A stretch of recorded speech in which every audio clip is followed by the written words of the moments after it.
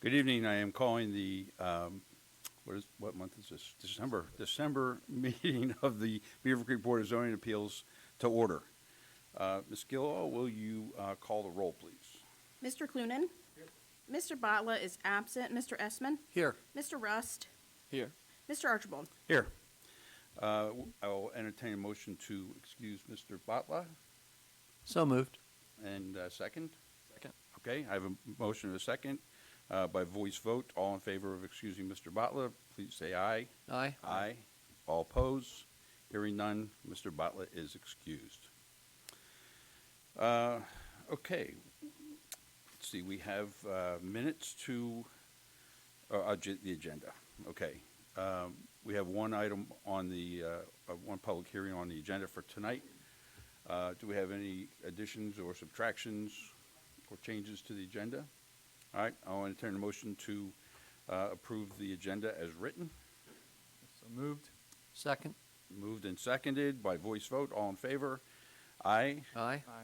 All opposed? Hearing none, the agenda is hereby approved. Approval of the minutes. I think everybody's had a chance to review the minutes. Any changes, deletions, additions to the minutes as they're written? All right. Again, I'll entertain a motion to approve the minutes as written. Moved. Okay, we have a motion. I need a second and a second to approve the minutes as written. Again, by voice vote. All in favor? Aye. Aye. Abstain. Okay. All opposed? Hearing none, the approval of the minutes is hereby. The minutes are hereby approved. Okay, we have one item on the agenda for tonight, and that is public hearing ABZA 22-1, David Hansen, 3091 Spring Hill Road. Would you like to tell us about this? This is case number BZA 22-1 on an application filed by David Hansen, 3091 Spring Hill Road, Beavercreek, Ohio 45434. Appealing the code enforcement officer's violation notices to remove an accessory structure pursuant to Chapter 158.173 and Chapter 158.104E. The property is located on the south side of Spring Hill Road, 2 lots west of the intersection of Catherine Drive and Spring Hill Drive, further described as Book 5, Page 8, Parcel 61 on the Greene County Property Tax Atlas. Okay, thank you very much. Mr. Funk.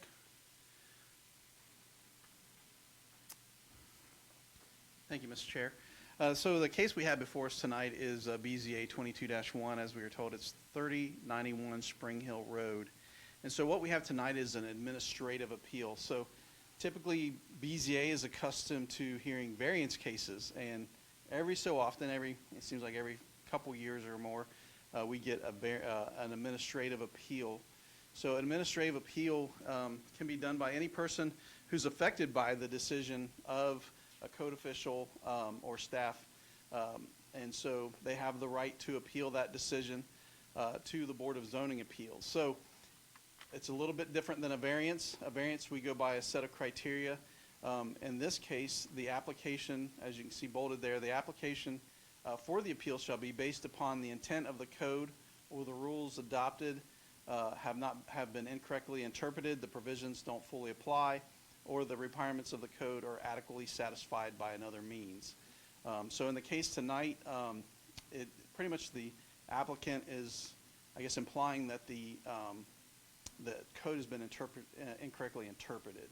So, so in this case, basically, this is the location of, basically it's a shed that was constructed behind an existing detached garage. The applicant built a detached garage, and then right here in the back has built a shed. And we got a notice of violation, or we had a complaint concerning the shed, and there's the location of the shed behind the detached garage. So in this case, I guess I need to back up a little bit. The applicant basically constructed the shed without a permit. And so when we got the complaint in, the code enforcement officer went out, issued the violation notice that's on the left, and then tried to follow up with the applicant through the summer, issued some other violation notices, and then finally issued that last violation notice on the right. And that's what initiated the appeal. So this is the applicant's appeal right here. He's basically stating two things. He's appealing decision one based upon his entire roof was not measured, and then second, basically that he was approved. He claims he was approved for the shed, and then after he built it, was told he wasn't allowed to have it. So that's basically his basis for his appeal. That's what he's appealing the code enforcement's decision on. So we're going to look at the first one. He's claiming that his entire roof wasn't measured. So in our code, basically, it states that the total amount of accessory structure that you can have on your property is 50% of the footprint of the house, or the footprint of the principal structure, in this case, a house. And so basically, by definition, the principal structure footprint is basically the perimeter, exterior perimeter of that structure. So, and basically what we use on Greene County, they have basically, as you can see on the screen, they have kind of layouts of people's houses. They have those measurements on there that we use standardly use to get what those footprints are. So we use that. We calculate the square footage, take half of that, and basically they're allowed to have that in total accessory structure.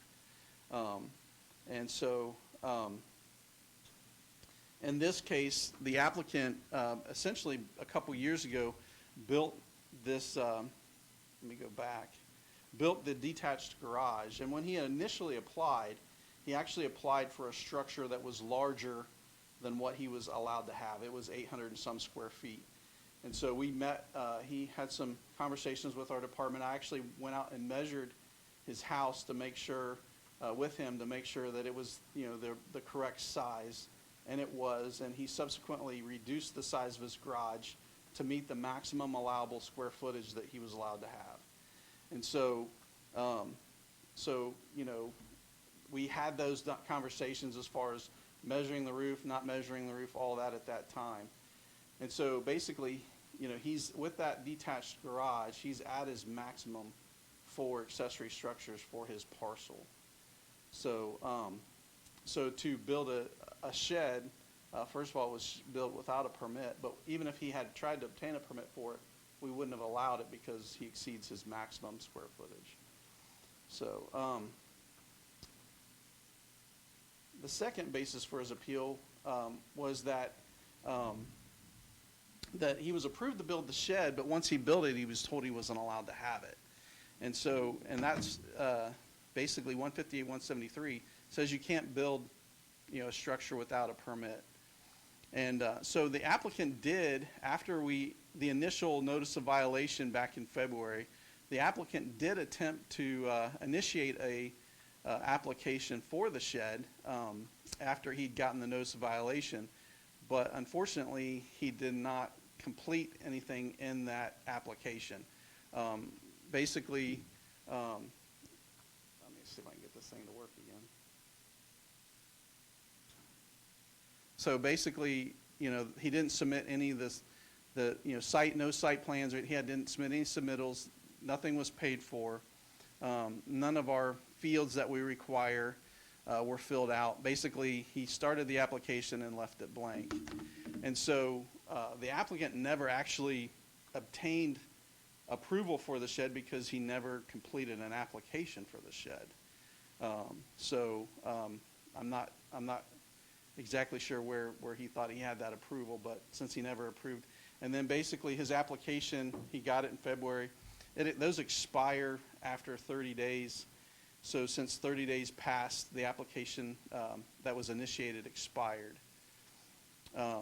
So basically, BZA, what you guys are deciding tonight is a little bit different than a variance in the fact of, there's not a list of criteria. Basically, you guys are making your decision as far as did the code enforcement officer correctly apply the code in issuing the notice of violation? Was his decision lawful, and did he correctly interpret and apply the code as written?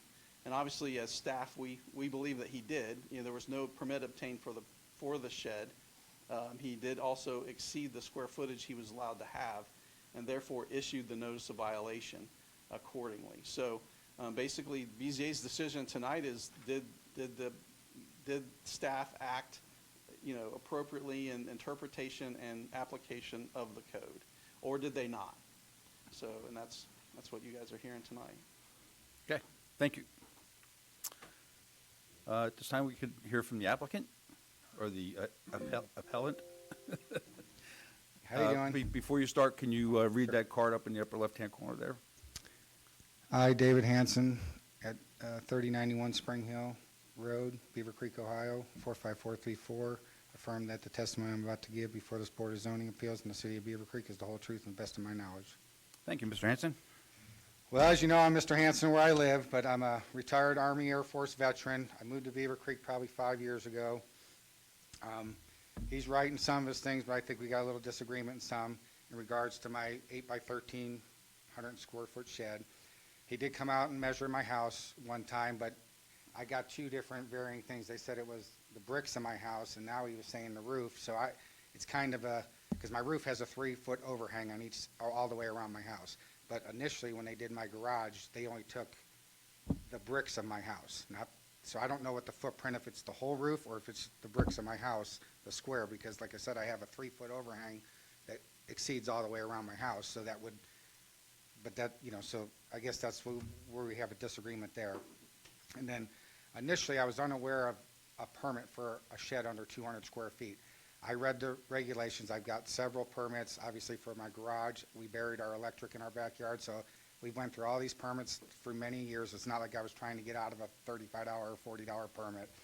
But from when I first read it, when I was referring back to it, I assumed that anything under 200 square feet didn't need a permit. Well, where I was mistaken was once I went back and read it was I don't believe it needs inspected. I think if it's, or you don't need, there's something you don't need if it's under 200 square feet. And I thought, so once I was told that, I said, okay, so we had that discussion, so I filed for the permit, and I filed for it on the 18th, and then, well, he was stating that I didn't have approval, which he may not know this, but I got a ready-to-issue permit, and then I got an approved permit from the City of Beavercreek. So I assumed it was approved, so I finished building my shed, because initially I was about 90% done with it when someone had called in and said I didn't have a permit, and like I said, so I went down and spoke to him, and he was saying that, yeah, you need a permit, and I said, that's fine. So I applied for the permit, and then after that, they closed it, so I couldn't finish it even if I wanted to. They closed it the next, like the 21st, so there was no way I had 30 days to finish the whole thing, to pay for it and everything. You know what I mean? Because all I got was the ready to issue, then I got the approved, and then as I went back on there to finish it, it said closed. So I had I couldn't finish the permit. There was no way to finish it because obviously someone in their office had closed the permit. And when I went in there to speak to them, they had no record of this anywhere in their system when I went there, you know, but luckily I saved my emails that I received from back in there. So I guess that's where we stand on this. So it's not that I'm trying to, I mean, you know, I get it. He's right in some ways. I think I'm right in some ways. So, you know, I was probably in the wrong when I didn't realize that it exceeded the footprint because I didn't realize the 200 square foot shed or under. But anyways, so I just believe that I should be able to keep the shed based on my approval because I don't think it's fair that they can take the approval away after I finish it because that'd be like saying, well, now I have to take down my garage because they don't approve it anymore. Well, you know, I don't think that's fair either. But, and then once I received those violations, I just assumed maybe this wasn't updated or something because I only got the two, well, on that paperwork it said, I think the 11th and 18th of March or whatever, but I just assumed maybe this wasn't caught up in their system, so I didn't do anything about it because I was figuring, well, I got the approval. Well, then months later, I think I got it. I don't think they had it in my paperwork, but someone came by and said that I wasn't allowed to have it, even though I showed them my phone with the approval, one of the inspectors, but it's not showing that he even came out to my house that day on that thing. But as you see, well, you've seen a picture of the shed, but that's all I got, I guess. You know, it backs up to the Creekside Reserve, so I don't have any rear neighbors. Nobody can see it. You can't see it from the road.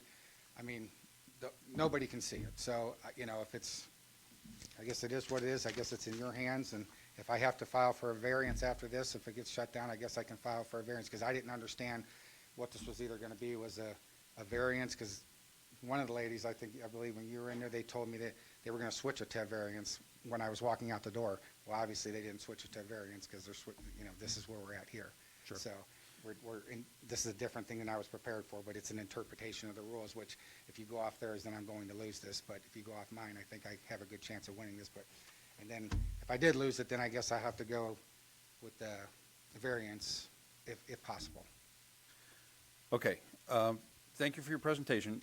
I don't think those papers that you were showing are in our packet. Are you? I have copies of them if you'd like to see them. Would you give them to Ms. Gilall and let her put them into the record? And we can pass them around and look at them.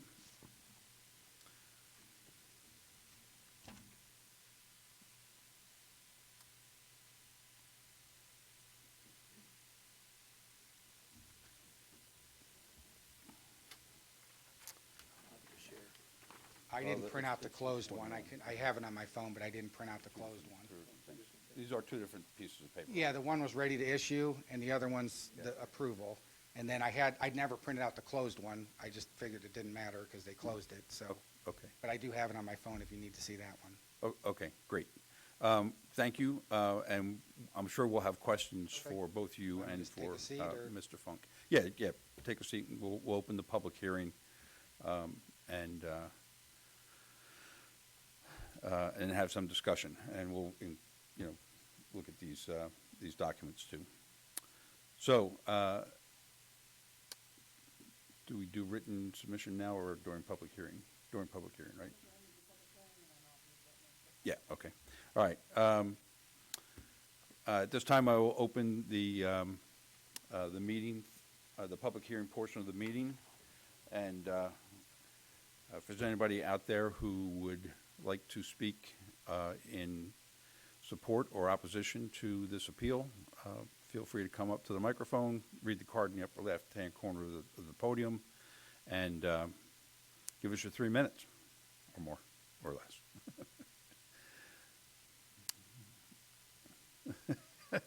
I think you're the only public hearing person here. Now I'm a neighbor here. Okay, I'm Greg Callahan, and I live 2 doors down from the Hansons. So you affirm the testimony I'm about to give before the Board of Zoning of the City of Beavercreek is the whole truth to the best of my knowledge.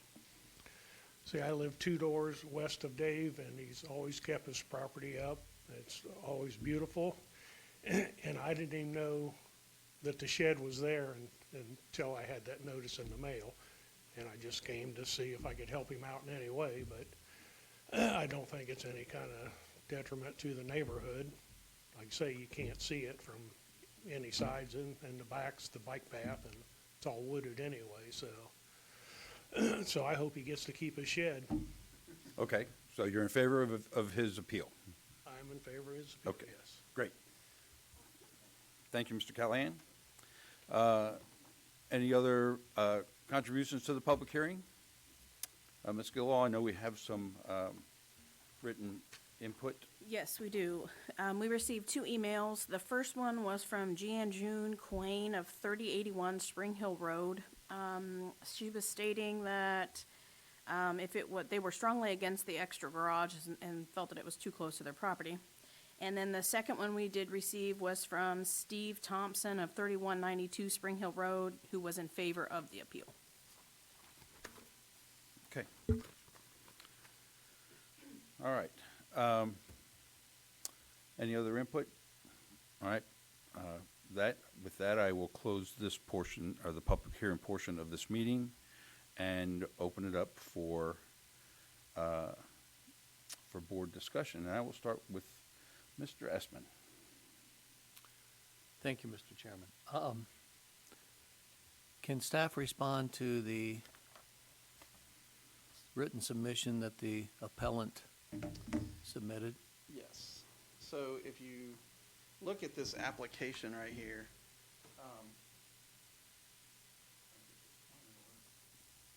so right here is the permit number. Right here is the permit number, R22-070. The paper that you've given, it actually says R20-160. So the paperwork that you were given was actually for his garage, not the shed.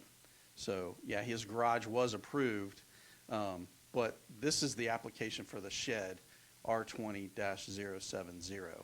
And on your paperwork there, I think it says, on the paperwork that he had passed around is R20-160, if I saw it correctly. So that which was the approval for his detached garage that he got back in 2020. Or 2021 when he actually built it or something, but. So, as far as the footprint, there is no confusion as far as our part. The footprint is the foundation of the house. It is not the roof. And so it's the footer foundation of the house. So we don't count, roof overhang or anything like that. So was these documents sent to him by city staff in February of 2022? I mean, from whence did this come from? That's possible. I mean, our system oftentimes sends those things out. So if he never called, I don't recall exactly what happened, but if he never, say, called for inspection of his detached garage, those might have been cleared out at that time when we were out there. And so, yeah, I mean, it's possible that he could have received those in February, but those were actually for his detached garage, not the shed that he applied for. And when did he apply for the permit for the shed, not the garage? He applied for the shed, let's see, it was received on February 18th was when it was initiated, which is the same day that he'd gotten his notice of violation.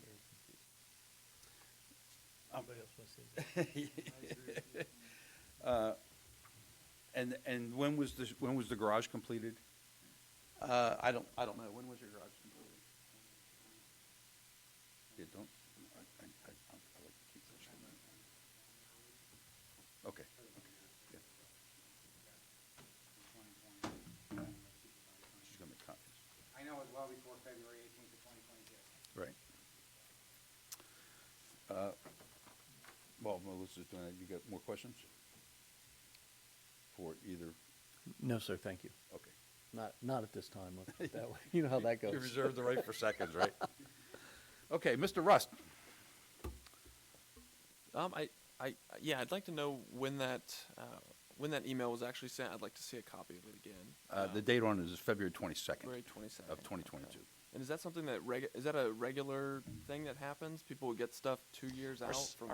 Our system automatically sends out stuff. If he didn't call for an inspection of his shed when it was, for his detached garage when it was inspected, then we never went out there to inspect it. So he constructed it without, in our code, or in our permit stuff, it says before, 24 hours in advance of construction, call us, we'll do inspection.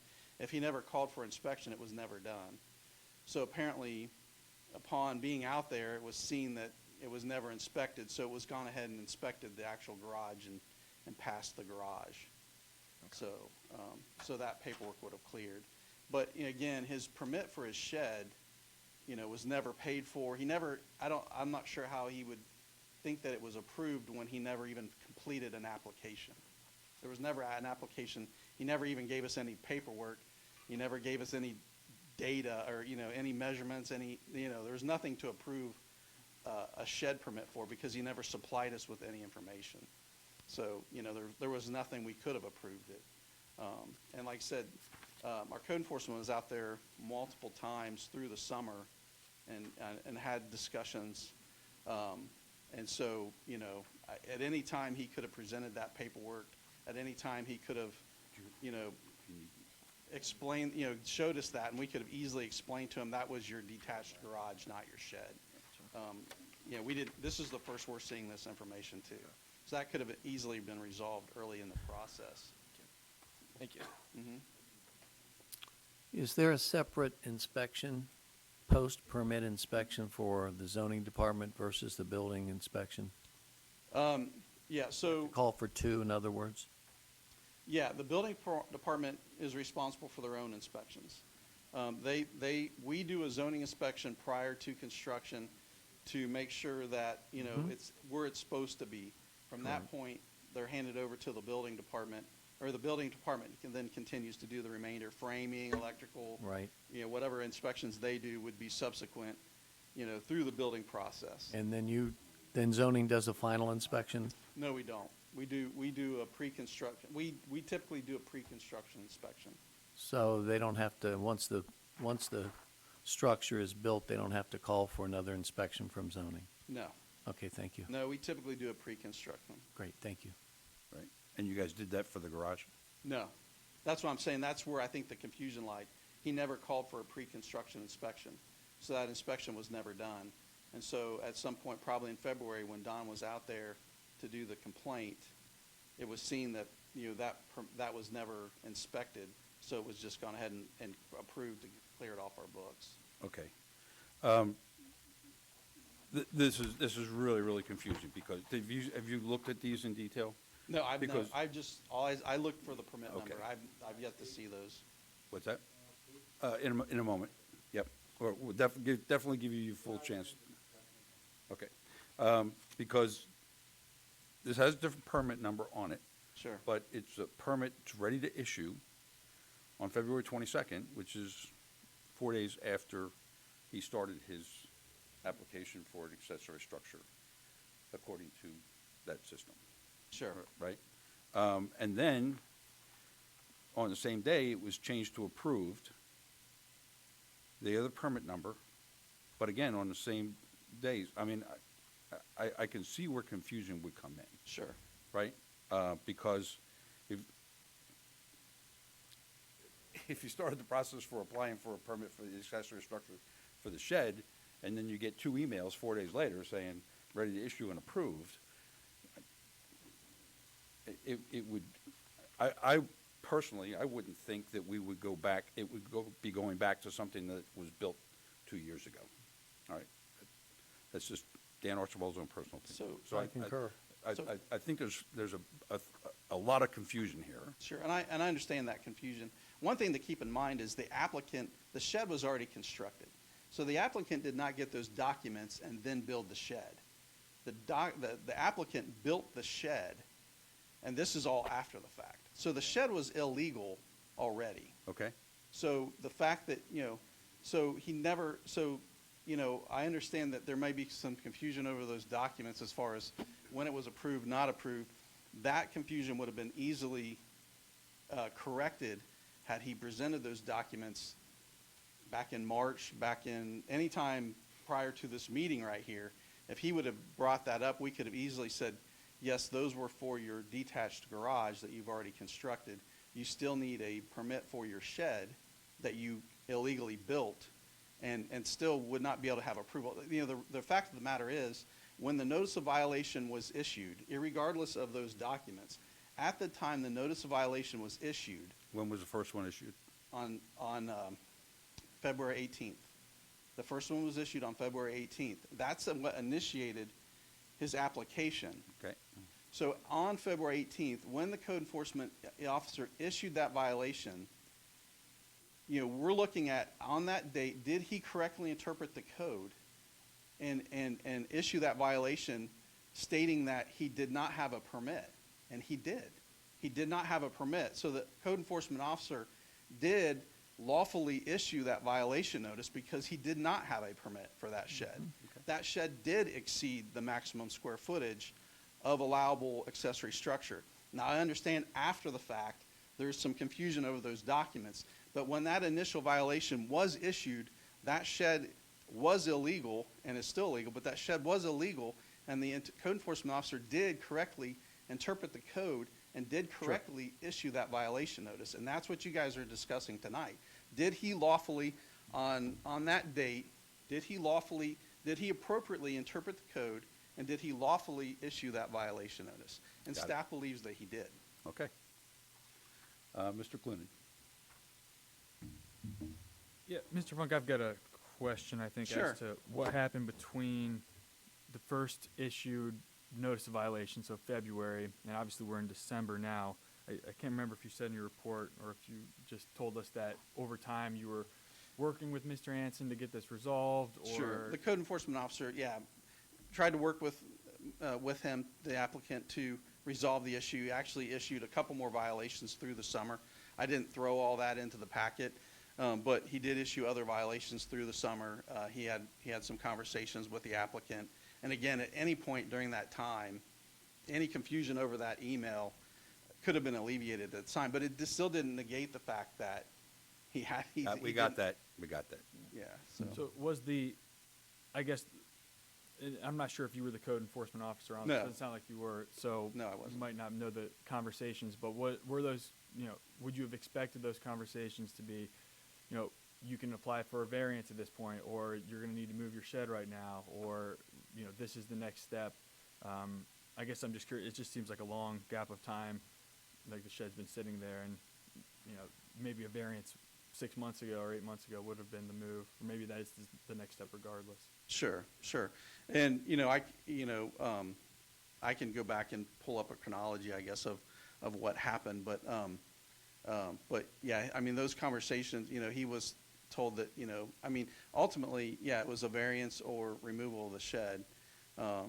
And, he, from, reviewing the notes and stuff in the file, he was, the applicant had given us timeframes for removal of the shed and things like that, and it just didn't happen.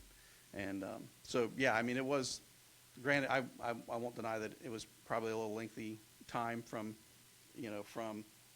February till October. Basically gave him the summer to try to remedy it, and it wasn't. And so basically, we were kind of giving him a last chance before we proceeded with prosecution, basically.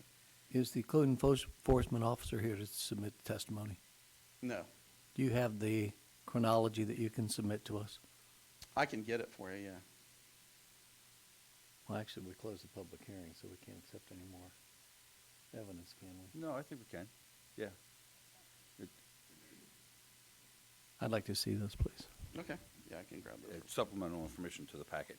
Sure. I guess just the last thing on it is Sure. if this board was to deny the appeal today, is the next step variance? That's really up to the applicant if he wants to apply for a variance or not. Well, I think his question is there anything that would prohibit Mr. Hanson from applying for a variance? No. Okay. That's all I have, yeah, thank you. Okay, so, I agree with, Mr. Esmond. I think that the chronology might have some, it put things into perspective, I think. But also, there was something else I was going to ask.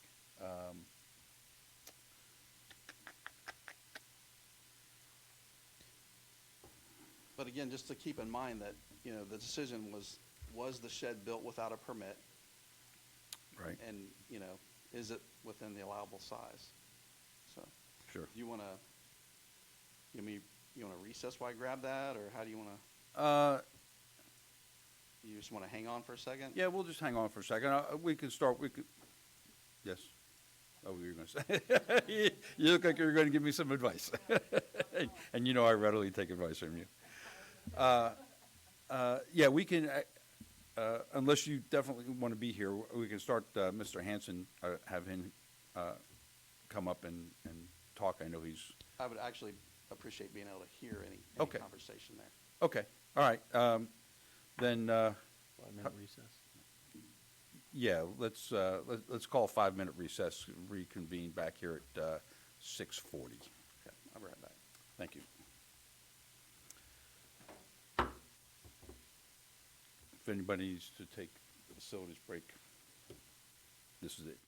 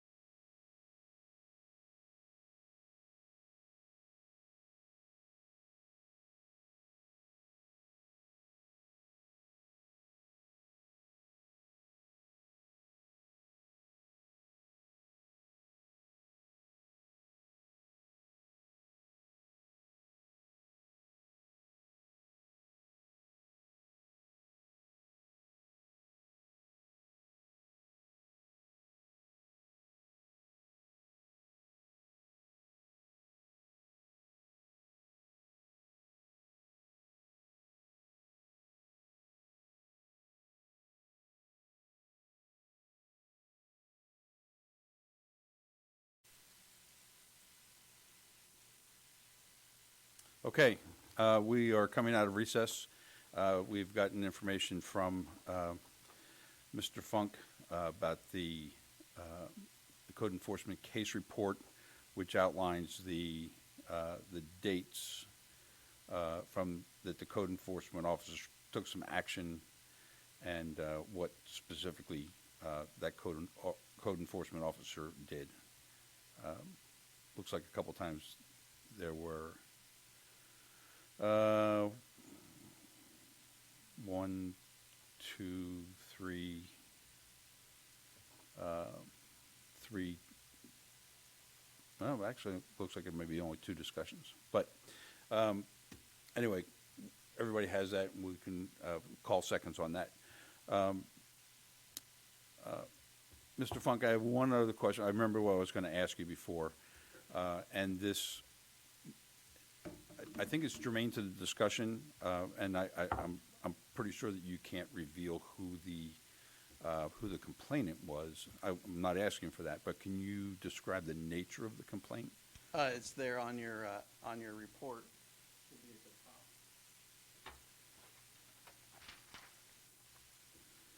Under nature of complaint, it says built shed behind the garage with no permit.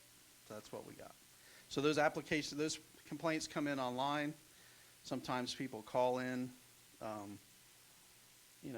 but it was obviously, looks like it came in anonymously, which can be done through our online system. I'm not, where am I seeing that? Oh, on the top of this, on this page you just gave us? Yes, on that Okay. page, I'm sorry, under nature I was of looking at the complaint. packet. Yeah, that's fine. Okay, so somebody realized that Mr. Hanson had a shed behind his garage and said, he's not allowed to do that. And how they knew that, they could have called in and said, hey, did this person have a permit for this? They built a shed, could have been told no, subsequently filed a complaint. I mean, I obviously we can't speak to how that complaint originated, but No, there's any number of possibilities. Right, okay. All right, thank you. Yep. Mr. Hanson, I think we have some questions for you, and potentially I'm assuming your wife? My wife, yes. Okay. And again, I will start with Mr. Essman. I don't think I have anything for Mr. Not yet? Not yet, thank Okay. you. Mr. Rust, do you have anything for Mr. Hanson? Not for Mr. Hanson per se. I have a question. So it says 15 days after the date of a decision. If he were to, so we don't actually know when the shed was built, correct? Does this body know when that was built? It was finished around somewhere at the beginning of February, somewhere in that time frame. Okay. So if he had done that and applied on the website, that first, I forget the specific date in February. Well, the 11th, I believe. Was The 11th. first. Would that have been within that 15 days that it would be permissible? And a variance could be requested? I'm a little confused on the 15 days here. So if I build an illegal structure, I have 15 days to file for a variance? Is that correct?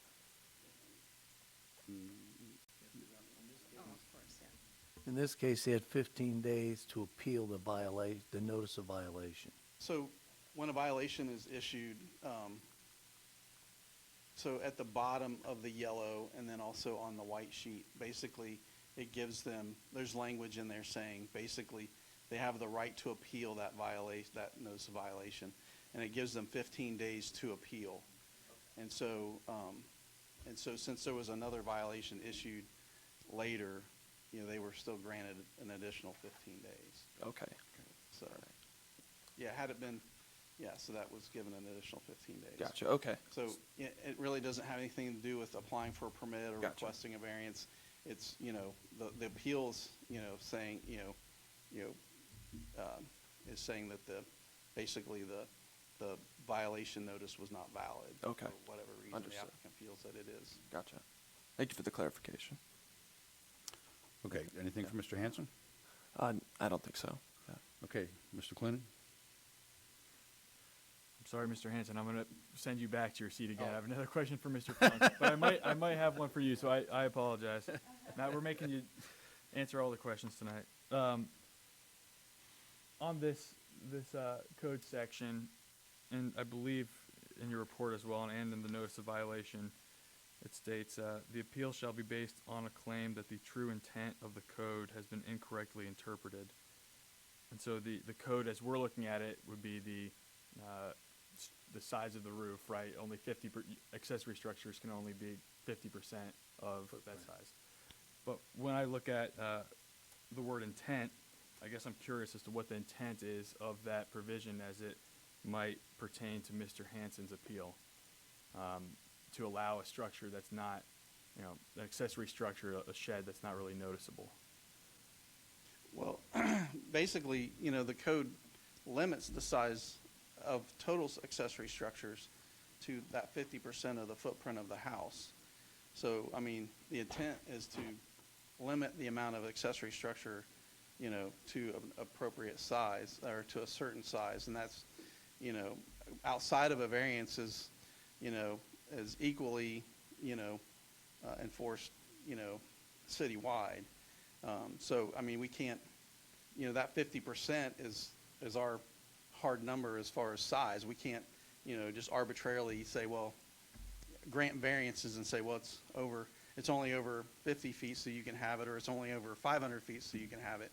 We can't arbitrarily pick, and it's based upon footprint, and it's based upon 50%. And that's what staff, when they review the applications, base it upon. The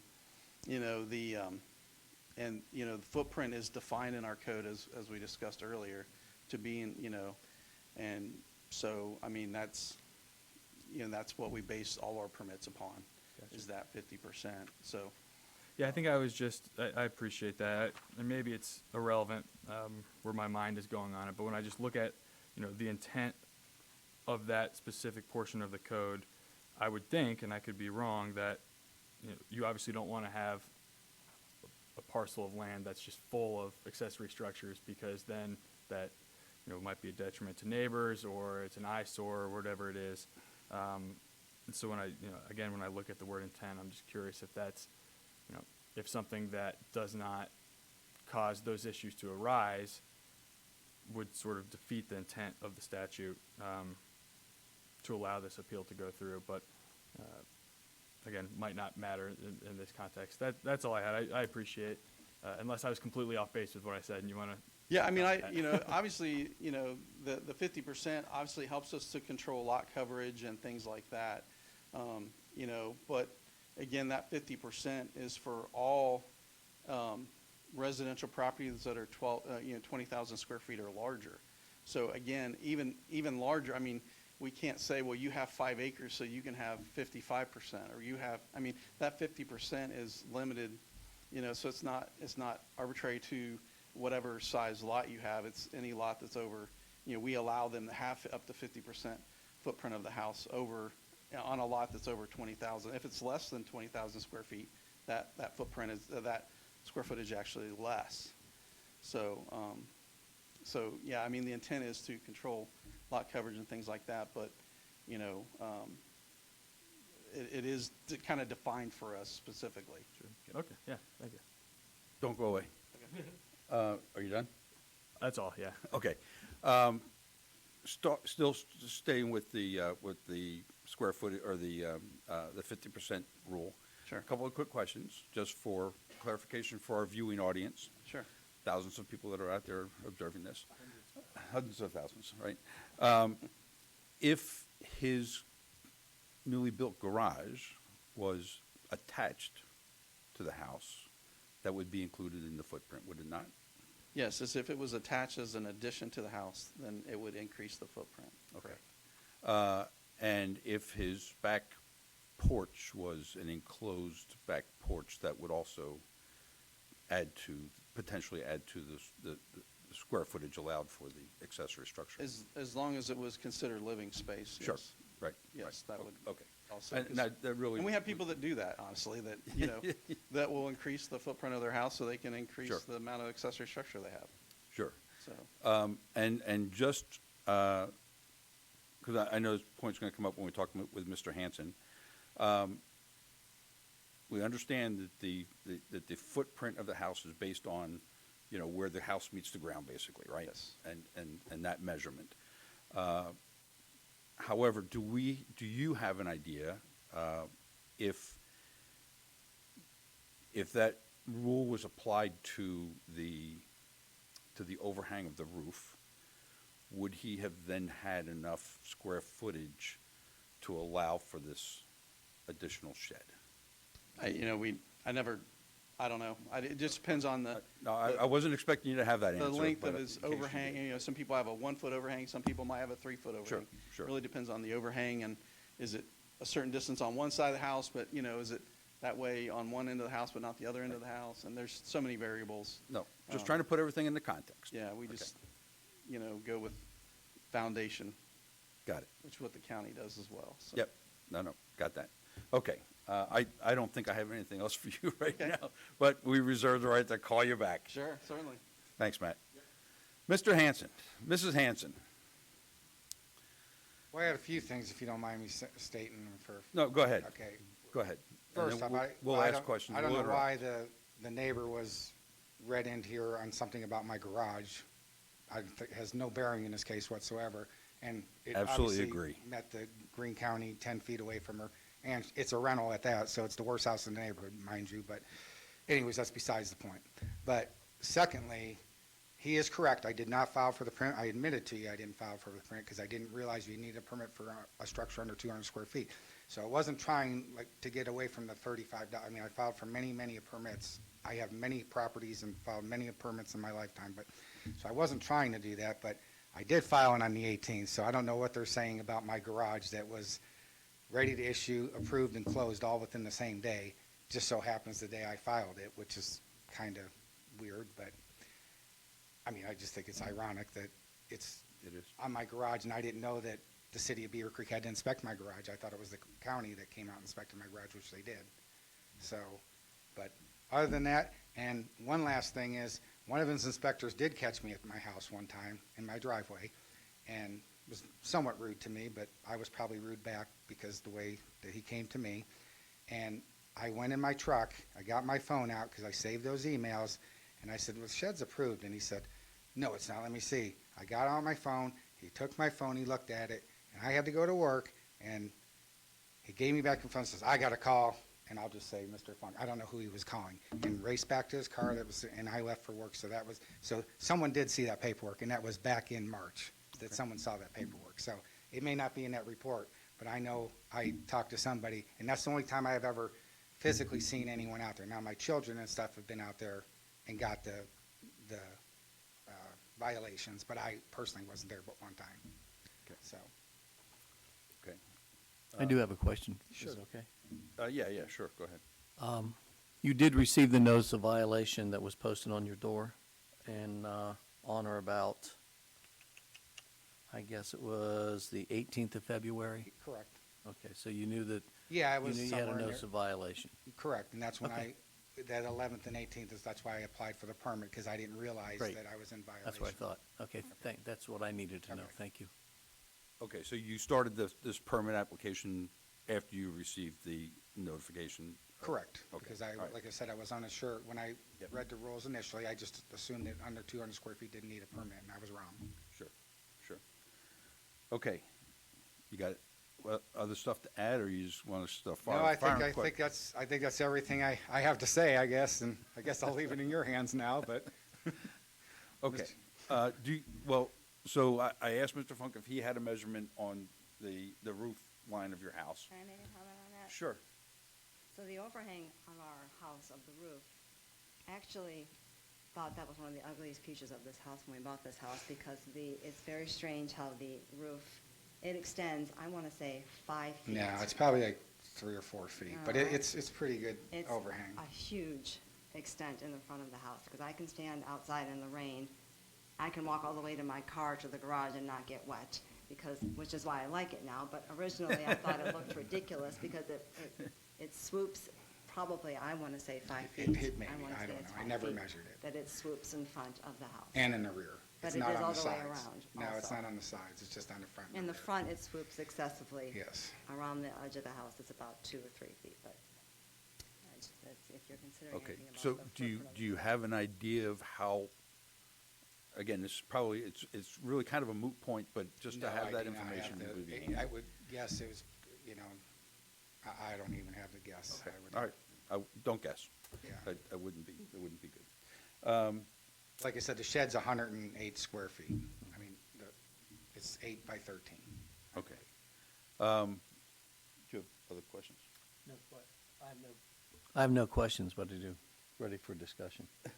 Okay, well, we were in discussion, I mean, yeah, okay, yeah. no, I got mean, it. with the applicant, but, thank you. No questions? I don't have No anything. questions? Yeah, no questions. Okay, but don't go away. Oh, don't go away. Not go away. I always have That's okay. questions. I like questions. I have nothing to hide. So, your whole issue can take a couple different paths here, right? You do understand that the shed is in violation of Correct. the accessory size Correct. that you can. I realize that now. And if I'm not mistaken, you probably realized that when they asked you to make a smaller garage. No, I didn't think the shed counted because it was under 200 square feet for an extra structure is what I didn't think a shed would count as my, Okay. you know what I mean? Like, Sure. if I put a fake well in my backyard with a little roof on it, you know how the people put those little fake wells, I mean, am I gonna get it taken down because it's 2 square feet? You know, I don't know what counts as, but if you were getting a permit, that's what I was understanding. If I wanted to build a 300 square foot shed, then yes, I would have exceeded, and I would not have been allowed to. Okay. But you're aware of that now? I am aware of that now, Okay. correct. And All right. like I said, the only reason is, when you get the approval too, and then they're telling you to take it down after you've spent countless hours building this thing and thousands of dollars on the shed, that you really don't want to take it down once you got an approval either, so. No, I understand that too. so. So,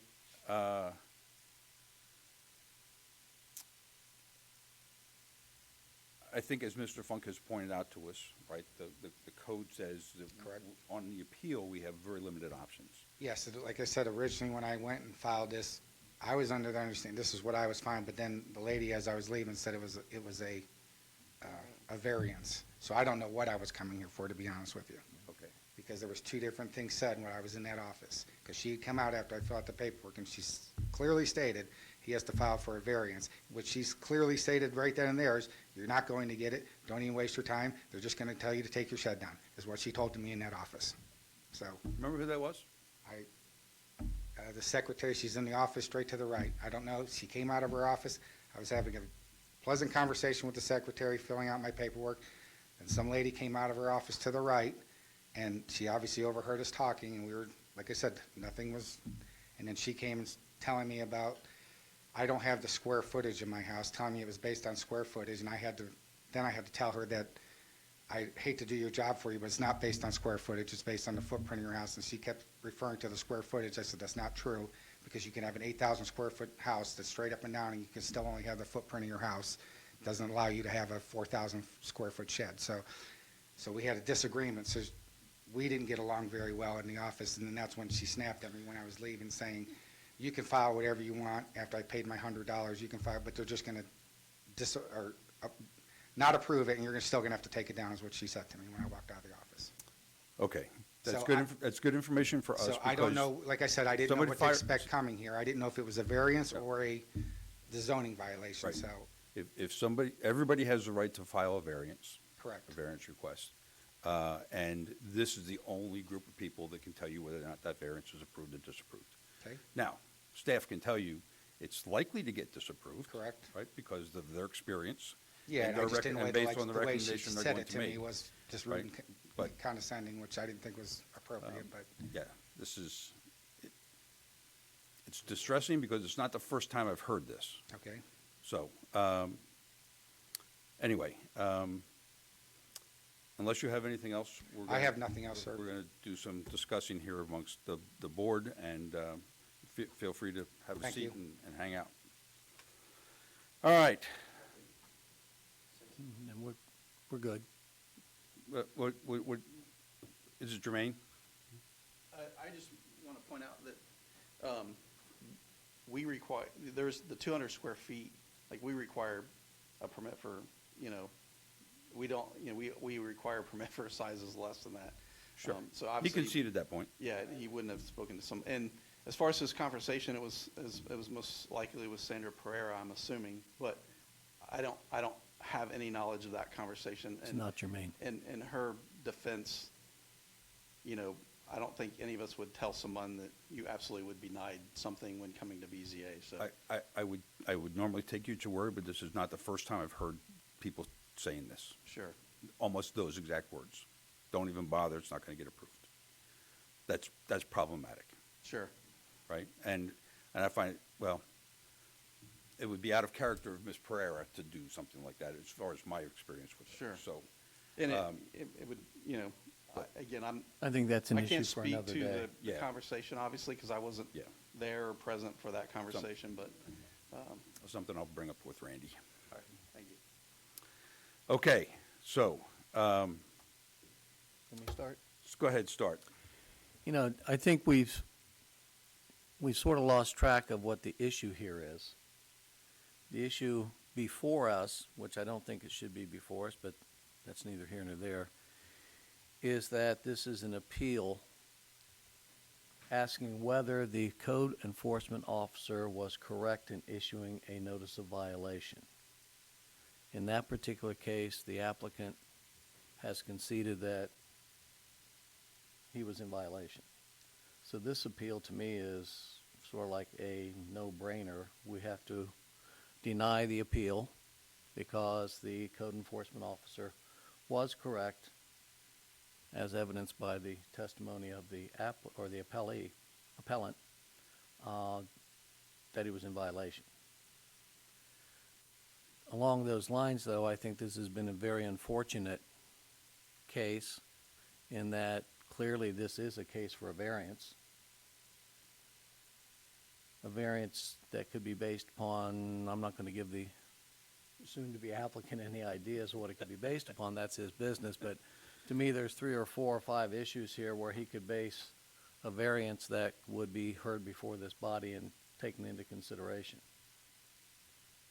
So I'm prepared to make a motion to deny the appeal, but we may want to have further discussion. Let's have some more board discussion. Mr. Rust. Yeah, I'm in agreement with Mr. Essman. I think the issue before us is pretty straightforward, but I think this is a good case for a variance. So I would encourage you to apply. Be careful how you phrase that. I thought about that as I said it, yeah. I'll just say ditto to what Mr. Essman said. He said it so eloquently. Mr. Clune. Yeah, I agree. I was going to say I agree exactly with Mr. Essman and Mr. Rust. But for the most part, that would be the case. Yeah, that's this seems like a pretty straightforward issue. Unfortunately, that it got to this point, and it took a lot of discussion to get to it. But I think it was helpful to go through it regardless. That's all I would have on that. Okay, so I am in violent agreement with everything that the rest of my fellow board members have said. Mr. Hanson, just an observation, or maybe observation is really the right word, but you have the right to file for a variance to keep your shed. I would, if you choose to do that, I would highly recommend that you be overwhelming with information, and this story could be part of that, right? May or may not be, depending on how you want to do that. But be advised that you're going to be presenting it to the same 4 and a 5th guy, right? Who's well, yeah. We didn't say that at all. We take each case upon its merits and upon the evidence that's presented. Right. And Mr. Funk will point out that it's hard for us to approve a variance that is in violation of the code, right? So he's going to write up a report, and he's going to present it if you choose to do a variance, and he's going to recommend disapproval. I take that back. He may or may not recommend disapproval. So that said, the ball is back in your court, but Do I have to pay another $100 to file a variance now? I believe you will. I believe that is the case. Even though they said it was supposed to be a variance We weren't when I was. communicated correctly about what this was about, and I don't think there's a little bit of One said unfairness. one thing and one said another. Come on up to the microphone. You know, like I said, when I was in the office, the lady said they were changing it to a variance when I was walking out that office, is what they said they were changing it And to. when was that? That was the day I went in there and filed that paperwork, whatever date that was, I don't know, I'd have to look back on my, whatever that, when I Oh, wrote that in okay, there. okay, yeah, So yeah. the secretary can, I don't know. So, when I was walking out of that office, she said, change it to a variance. It was not supposed to be a code violation, is my understanding when I walked through this door. So, Where's the letter? You'll probably have to take that up with the planning and development director as That's to fine, waiving I that will. fee. That's not within our purview. I'm just letting you know that was We weren't communicated said to me when properly. I was walking, when she told me that it wasn't gonna pass, but anyway, that's besides the point. But, so that's why I didn't know which way we were going here, because I would've just filed for the variance then initially. Because Sure. I would never have, you know, I knew I was in the wrong when it came to this, you know, when you're looking at this, but, so I wouldn't have wasted my $103 to come here and waste your time too. But Right. I guess we'll go from there. Okay, it's not a waste of our time, and it's, Well, we, it's not Well, often you we get to could, meet. you could ate dinner 45 minutes ago instead of now, so. So, okay. Thank you. I think we're done. Yep. With you, Thank you. for now. No, we will be done. So, seconds, anybody? I will make the motion that we deny the appeal. Okay. We have a motion to deny Mr. Hansen's appeal. Do I have a second? You have a second. Okay, we have a motion and a second. Ms. Gillow, will you call the roll, please? Mr. Essman, Yes. Mr. Rust, Yes. Mr. Clunin, Yes. Mr. Archibald. Yes. Okay, we are denying the appeal. But again, like I said, the ball is back in your court as to how you want to proceed further. As it stands right now, because you have been notified of code violation, you have to take some action with the shed, right? And if that includes in the process of, requesting a variance. Okay. All right, well, thank you very much. Motion Anybody to have adjourn. anything else for the good of the order? All right, since we have no more business on the agenda, I'll entertain a motion to adjourn. Motion to adjourn? Okay, we have a motion. Do I have a second? Second. A second, and all in favor by voice vote? Aye. Aye? Aye. All right. Hearing any opposition? None? Okay, our meeting is closed. 7:07.